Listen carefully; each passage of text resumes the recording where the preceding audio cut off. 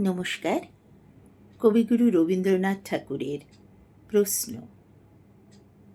ভগবান, তুমি যুগে যুগে দূত পাঠায়েছ বারে বারে দয়াহীন সংসারে।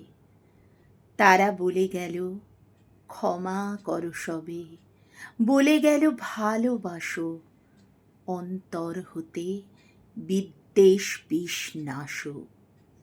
বরণীয় তারা, স্মরণীয় তারা, তবুও বাহির দ্বারে আজি দুর্দিনে ফেরানো তাদের ব্যর্থ নমস্কারে। আমি যে দেখেছি গোপন হিংসা কপট রাত্রি ছায়ে হেনেছে নিঃসহায়ে। আমি যে দেখেছি প্রতিকারহীন শক্তের অপরাধে বিচারের বাণী নীরবে নিভৃতে কাঁদে। আমি যে দেখিনু তরুণ বালক উন্মাদ হয়ে ছোটে, কি যন্ত্রণায় মরেছে পাথরে নিষ্ফল মাথা কুটে।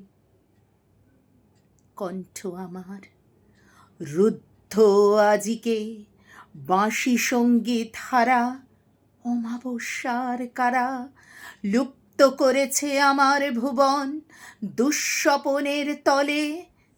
তাই তো তোমায় শুধাই অশ্রু জলে, যাহারা তোমার বিষায়েছে বায়ু নিভায়েছে তব আলো।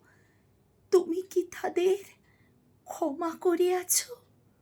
তুমি কি বেসেছ ভালো? নমস্কার।